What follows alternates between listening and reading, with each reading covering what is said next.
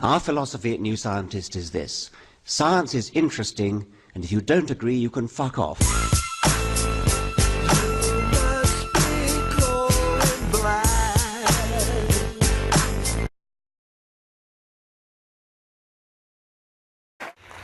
I have experienced plenty of things which could be called transcendental. I've experienced the feeling of almost mystical wonder that I get when I look up at the stars, look up at the Milky Way, contemplate the galaxies receding from us, listen to a Schubert quintet, read a sonnet of Shakespeare. These are all things which only a human mind is capable of doing. So may I ask you? Okay, sorry. Only a human mind is capable of doing that. And a human mind is capable of doing those things because the human mind has been put together in the brain as a highly complicated organization that has evolved over some 4 billion years of evolution, putting together nervous systems. It is a stunning achievement of evolution to have put together the human brain that is capable of being moved by such things. I yield to no one in my capacity to be moved by what you call the transcendental. What I do not do, however, is to indulge in mystical nonsense about it being there before there were brains, or the equivalent of brains. The cases that have prompted this rally are well known, and we could each add our own examples of self-righteous teachers, government officials, politicians, preachers and general do-gooders, all quick to suppress the first hint of a thought that is not approved by the Central Committee of the Multiculturally Correct. These are people who are terrified of the power of words, of drawings, people who don't understand that ideas must be exposed to scrutiny, to challenge, even to ridicule, if we are not to regress into a state of permanent intellectual babyhood. Think of the huge transformations that have taken place in the developed world since the Enlightenment, the enormous progress that's been achieved in science, knowledge, political philosophy, suffrage, the alleviation of poverty, the battle against disease, the abolition of slavery, the place of women in society, and the treatment of minorities. Steadily and surely, albeit with occasional reversals, we've been getting nicer, more humane, less violent.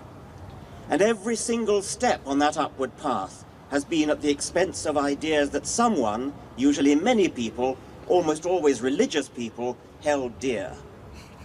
Should the abolitionists have been silenced for fear of offending the slave owners? Should the suffragettes have kept quiet because men were deeply outraged at the very idea of women having the vote? Of course not. If our forebears had been prohibited from causing offense, we'd still be living in a scientific, technological, moral, and political dark age. We have a choice. We can treat humans like delicate hothouse flowers, shielding them from every flutter of a chill wind. Or we can continue the bold pursuit of knowledge, of ideas, of high ideals, and of reality. And that needs freedom of speech. As rationalists, as humanitarians, as campaigners for social justice, we will never resort to violence or threats of violence, and we will never attempt to justify them. But that makes the protection of free expression even more important. For unlike some of our opponents who gleefully resort to violence, actively seek out opportunities to threaten violence, for us, free expression is the only weapon we will ever use. Cherish it. Using only words as weapons, fight for it. The scientists that I respect are scientists who work hard to be understood, to use language clearly, to use words correctly, and to understand what is going on. We have been subjected to a kind of word salad of scientific jargon used out of context with inappropriately, apparently uncomprehendingly. There is a deep confusion going on here between the properties of things within the universe and the properties of the universe itself. It is one thing to say that the universe contains objects that have sentience and the various other properties that you mentioned. Of course it contains objects that have sentience. We are among those objects. So are dogs. So are chimpanzees. The universe contains sentience. The universe is not sentient. This is the one thing, Deepak, you seem not to understand. You're constantly confusing explanations at the level of what goes on inside the universe with the universe itself. It's not enough to say the universe contains sentience, contains purpose, etc., and say, therefore, the universe is sentient, the universe is purposeful. Evolution, you say, has a purpose, diversity, because what we see is diversity. Of course what we see is diversity. That's the consequence of evolution. But you mistake when you think that evolution is driven towards it. Time is over. How Un much applauso. time do I have to respond? How much time? The question is not whether individual people who happen to be religious or who happen not to be religious are good or bad. The question is whether religion itself is. I think there are aspects of religion which are bad in themselves. I think that the idea of blind faith, believing something without evidence, and sheltering behind the right to hold faith, such that you can justify doing bad things because your religion, your faith tells you it's the right thing to do. Many good and righteous people who believe themselves to be good and righteous have done terrible things precisely because they believe that they're doing it for their God. So faith, blind faith, can have that bad effect.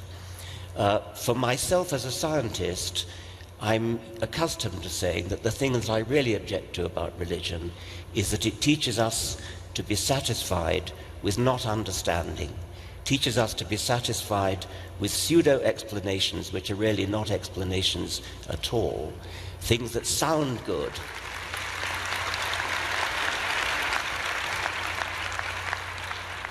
Things that sound like an explanation but which really aren't, which appeal to the emotions but don't actually explain anything. So I think that religion in that sense can be the enemy of science, the enemy of truth.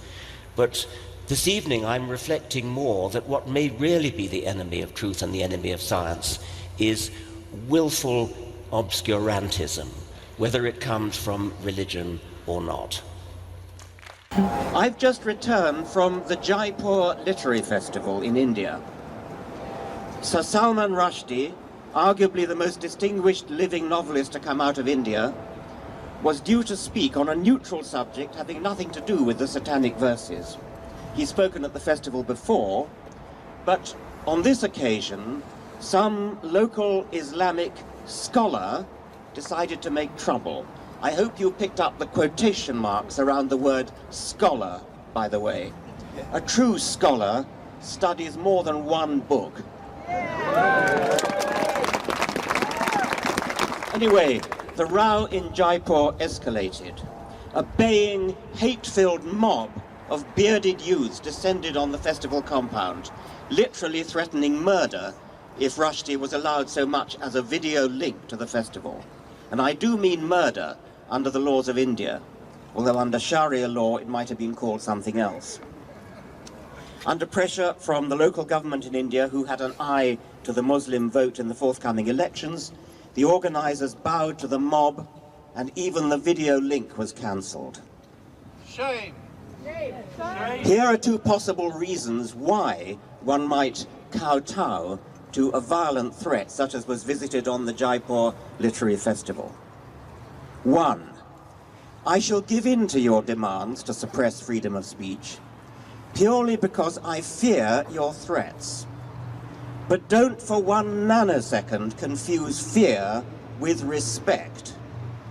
I do not respect you.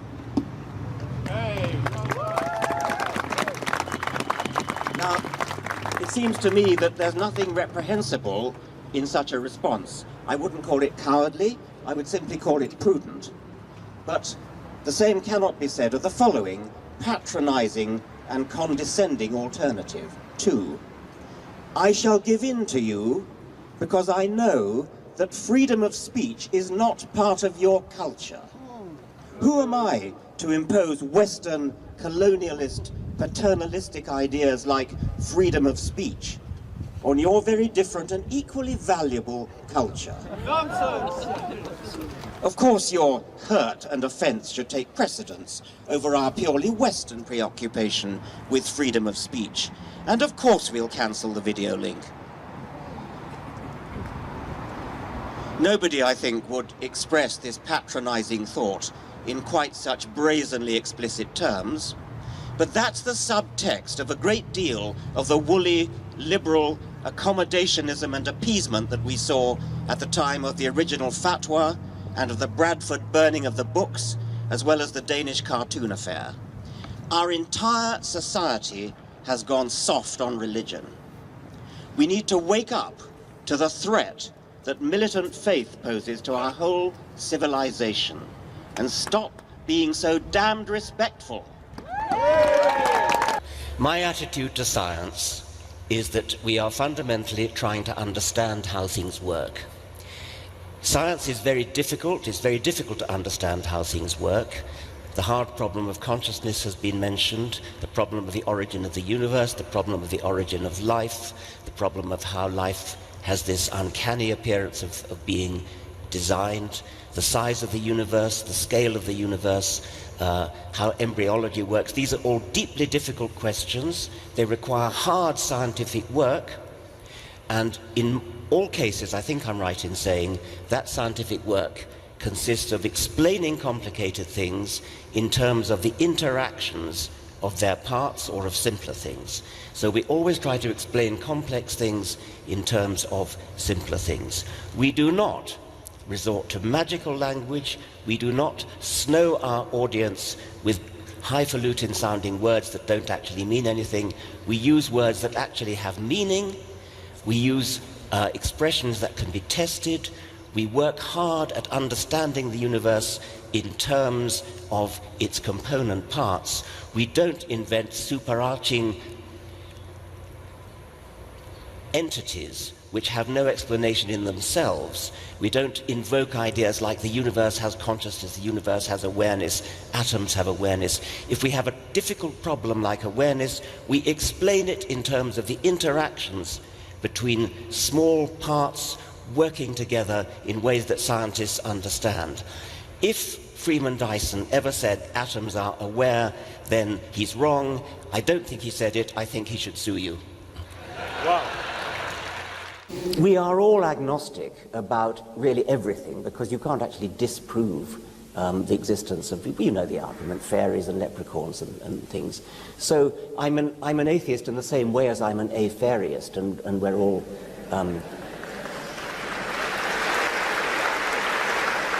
The onus on somebody who wants to... The onus is on somebody who wants to believe positively in the existence of something for which there is no evidence. And so we should simply shove all gods into the same dustbin as we shove fairies, leprechauns, Thor, Zeus, Mithras, etc.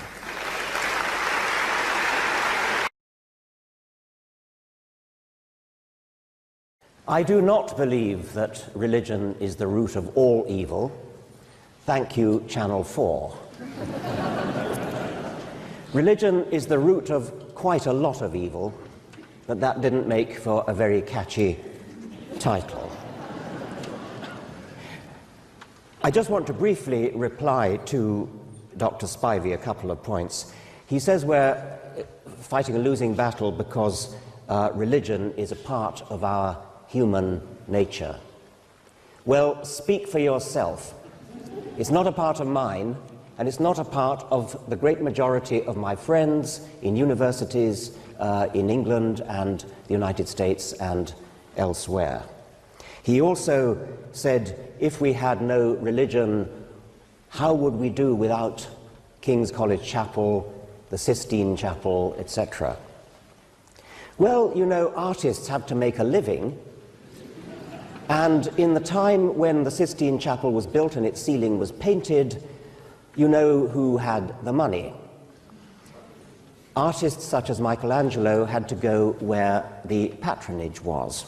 We shall never know the ceiling that Michelangelo might have painted if he had been commissioned to paint the Museum of Science, for example. We shall never know what Haydn's Evolution oratorio might have sounded like, or Beethoven's Mesozoic Symphony. When we're in school, we learn how to critically argue. So, for example, if we're told, read this book and give your opinion, we have to support that with evidence. Now, most people, be them atheists or theists, will take that skill with them later into life. But how is it that, in your opinion, when it comes to their personal beliefs with regard to religion, they're able to put this down and just accept it on face value? It is remarkable. I guess you speak with feeling from your home country. Okay, yeah. It is remarkable, isn't it, that the sort of people who, in their everyday life, when they're planning a holiday, planning a journey, planning to go grocery shopping, or how to mend their car, use perfectly good logical reasoning, skeptical reasoning. You know, what might have gone wrong with the car? You eliminate things. You use a sort of scientific method, and you use logic and reason and sense. And then, when it comes to religion, it all goes right out of the window. And these very same individuals, who show no deficiency in any other field of life, their entire mental... I mean, Christopher Hitchens says religion poisons everything. It does, and it certainly poisons the ability to use your brain. A quote from Kurt Wise, who is an American geologist.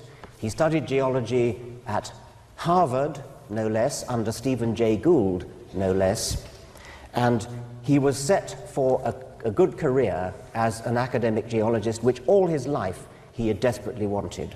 The problem was, it came from within. It was his religious upbringing, his firewall of faith.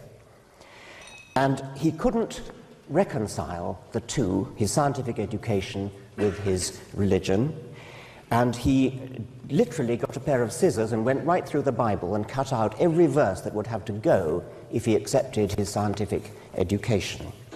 And in the end, he decided there was nothing left of his Bible. He therefore tossed out science and said, and from then on, he said, with that in great sorrow, I tossed into the fire all my dreams and hopes in science. And he goes on, I am a young age creationist because that is my understanding of the scripture. As I shared with my professors years ago when I was in college, if all the evidence in the universe turns against creationism, I would be the first to admit it, but I would still be a creationist because that is what the Word of God seems to indicate. Here I must stand.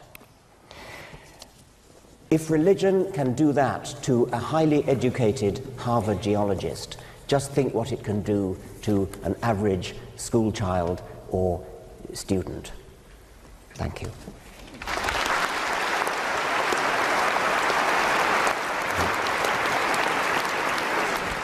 But they teach children that faith is a virtue. They teach children that you don't need evidence for your beliefs. They teach children that it's a good thing to have faith.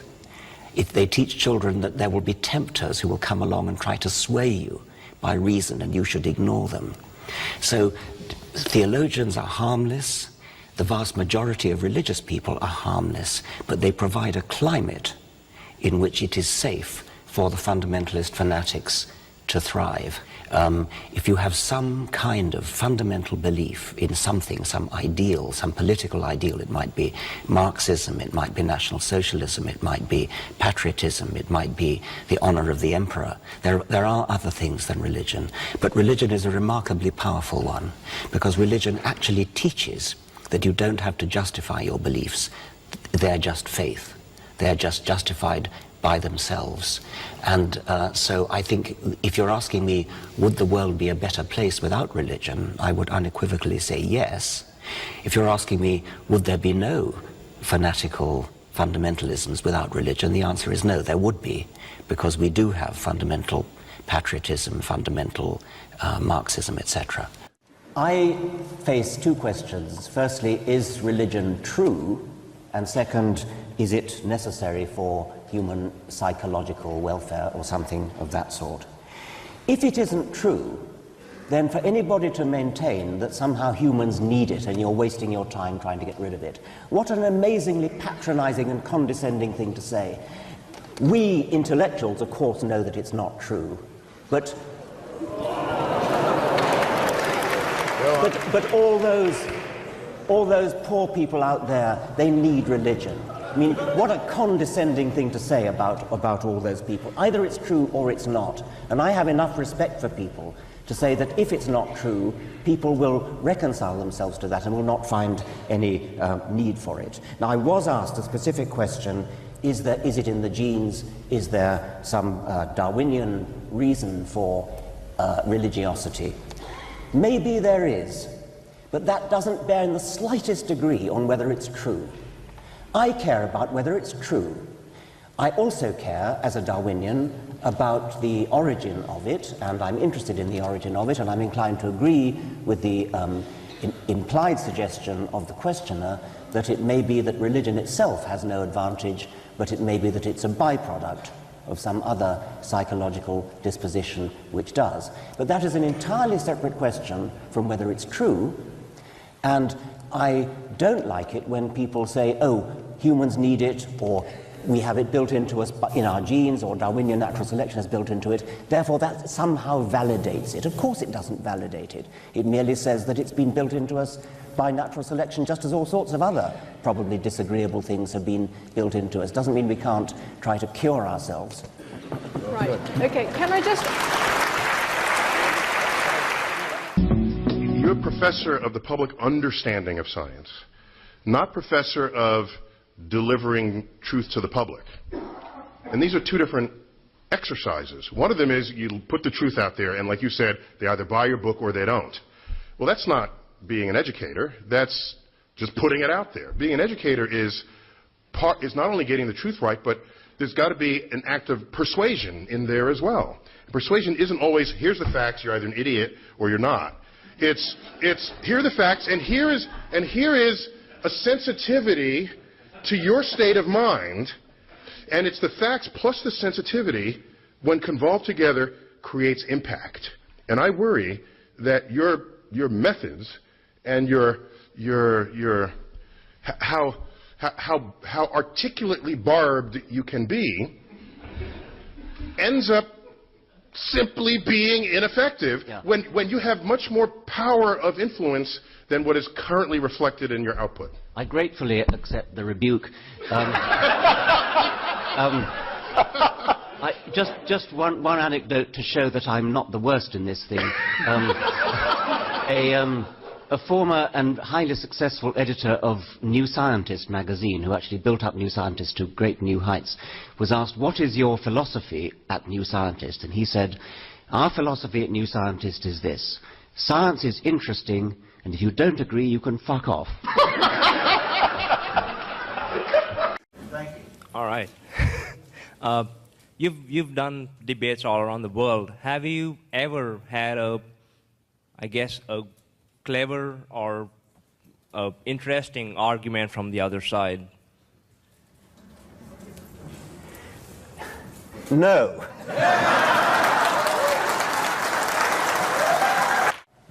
I would just add to that the science of any one century is going to be superseded by the science of future centuries, such that if somebody from, say, the Middle Ages were to be brought back by a time machine to now, they would find mobile phones and computers and jet airplanes. They would be indistinguishable from magic. They would appear to be supernatural. So I am a materialist. I don't believe there is anything supernatural. But don't think of that as a denigration of the natural, because if you were to come back in 500 years' time, you wouldn't have seen nothing yet. The physics, the engineering, the biology of 500 years' time will be so far advanced over today's that we might well fall on our knees and worship it as supernatural, but it wouldn't be. It would be the evolved natural. Do you think there could be one sentence that could convince, let's say, a creationist to seriously doubt their theory? ideally, if you could convince a believer in God to really doubt their belief, but that's too hard. Not sure about a sentence. I think perhaps the single most convincing fact, the observation that you could point to, would be the pattern of resemblances that you see when you compare the genes using modern DNA techniques, actually looking at the letter-to-letter correspondences between genes. Compare the genes of any pair of animals you like, pair of animals, pair of plants, and then plot out the resemblances, and they fall in a perfect hierarchy, a perfect family tree. And the only alternative to it being a family tree is that the intelligent designer deliberately set out to deceive us in the most underhand and devious manner. Moreover, the same thing works with every gene you do separately, and even pseudogenes that don't do anything but are vestigial relics of genes that once did something. I find it extremely hard to imagine how any creationist who actually bothered to listen to that could possibly doubt the fact of evolution. But they don't listen. I mean, your question is a perfectly good question, but it's not really relevant, because what they do is simply stick their fingers in their ear and say la la la. They know what's true because it's in the holy book. And that even, I mean, the most extreme case is the geologist Kurt Wise, who has a PhD in geology from Harvard, and said, if all the evidence in the universe pointed towards an old Earth, I would be the first to admit it, but I would still be a young Earth creationist, because that is what Holy Scripture teaches me. You cannot argue with a mind like that. A mind like that, it seems to me, is, well, a disgrace to the human species. The measure of the factuality of evolution is the same as in any other science. Some of the things that scientists have found are found with great confidence. Scientists are always open to the possibility of being proved wrong at some point in the future, but there are some things that seem at any one stage in history far better demonstrated than others. The fact of evolution is about as well demonstrated as anything we know. It is absolutely certain by the normal standards, the same kind of standards as we are certain that the Earth rotates and the Sun doesn't go around the Earth. That formally we have to say, well, that's a hypothesis that might one day be disproved, but we all know that it won't be. And evolution has now come into that category. I don't mean that Darwin's theory of natural selection, at least as the only driving force of evolution, that probably should be treated as slightly more uncertain. But the fact of evolution itself, by which I mean the fact that all living creatures that have ever been looked at on this planet are cousins sharing a common ancestor, that is as secure a fact as any in science. From a genetic standpoint, how do you feel about the God gene, that because 90-some% of the people in the world are religious or do believe in religion? How do you explain that from a human or genetic point of view? I think I'd probably hesitate to talk about a God gene. There does seem to be a universal tendency for all cultures, for all peoples, to invent gods. And they may differ in detail, but I think I'm right to say anthropologists will tell you that all peoples have gods of some sort or another. It doesn't mean all individuals do, because individuals in any one society may escape from that. But it is a kind of universal feature of humanity, perhaps not quite as universal as sexual desire, but it's sort of like that. So I think there is a genetic tendency to behave in some sort of a way which you might call religious. I prefer to say that it's a psychological predisposition which often manifests itself in the form of religion, but doesn't necessarily have to. And there could be a whole collection of psychological predispositions which together, collectively, lead to religious belief. Things like obedience to authority.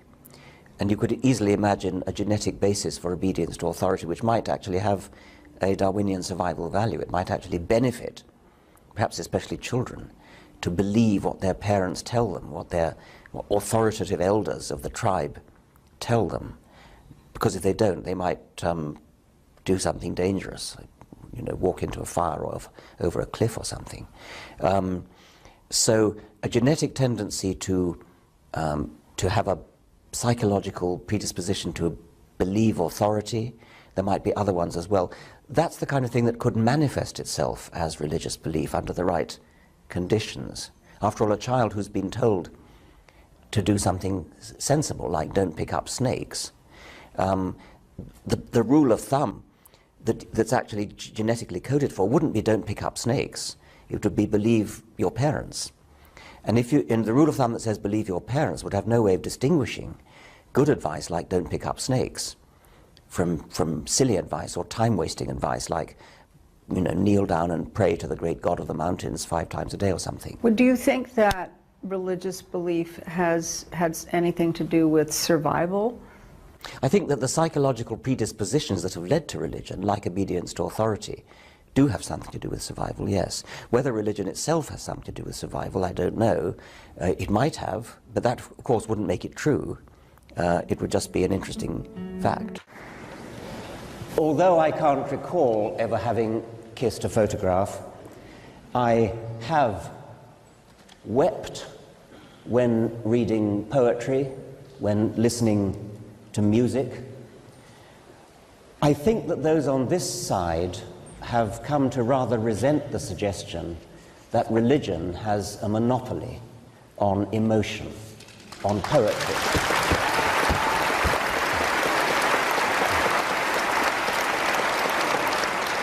On sympathy, on empathy. Everybody in this room, I dare say, has felt deep grief at the sight or the thought of a suffering individual somewhere in the world, maybe even of another species. That does seem to be something in humanity, to feel empathy with suffering. And as a Darwinian, I can offer explanations for that. I won't do it now because there isn't time. But it is a travesty that has somehow become widely accepted that if you throw out religion, you throw out the Good Samaritan, you throw out weeping at a sonnet of Shakespeare or at a Schubert quartet. It has nothing whatever to do with religion in the sense of the supernatural. Of course, you can redefine religion as covering all these emotional, artistic aspects. And in that case, of course, there's no contest. But I suggest that that's confusing and that we need to define religion as belief in something supernatural. You get your beliefs not from evidence, but from faith, from revelation, from tradition, from scripture, from authority. Now, all those are very bad reasons to believe anything. Evidence is the only reason to believe something. And that's the second point that I want to make in closing. But the first one, the main one I want to make is that we are all in this together. We are all capable of the same kinds of emotions. We're all capable of wanting to free the slaves and all the things, all the good things that have been talked about, whether we're religious or not.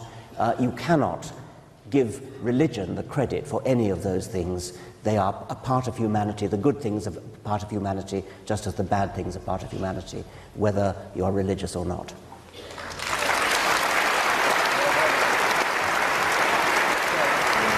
I think that religion should be criticized on intellectual grounds as providing a competitor to the scientific explanation of life and the universe. It's educationally pernicious because it gives the idea that you can evade the responsibility to understand things by postulating some sort of easy explanation. Oh, God did it. I think that's educationally pernicious. And as a scientist and as an educator, I'm most interested in that.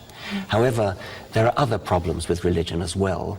The idea of faith, the idea of believing something without any evidence, the idea of believing something without any evidence tends to make people prepared to do terrible things in the name of their God, because they believe that their God wants them to be a martyr, and they'll go straight to paradise if they do. There's only a minority of them who do that, only an extreme minority. But if the majority of children are brought up to believe that there's some virtue in faith, that there's some virtue in believing something without any evidence, then it will only take a minority to take that really seriously. In a sense, the suicide bombers are the ones who really, really take their religion seriously. And the gentle ones who don't do suicide bombing, they're the ones who don't really take it seriously. But as Sam Harris has said, these people really believe what they say they believe. And they believe it without evidence. And if you believe something without evidence, and if you're taught that it's a virtue to believe something without evidence, then there's no argument that can sway you. Because I can't come along and say, look, I think you're wrong about this because. They say, no, no, no, stuff fingers in ears. I've been taught. This is faith. You can't touch my faith.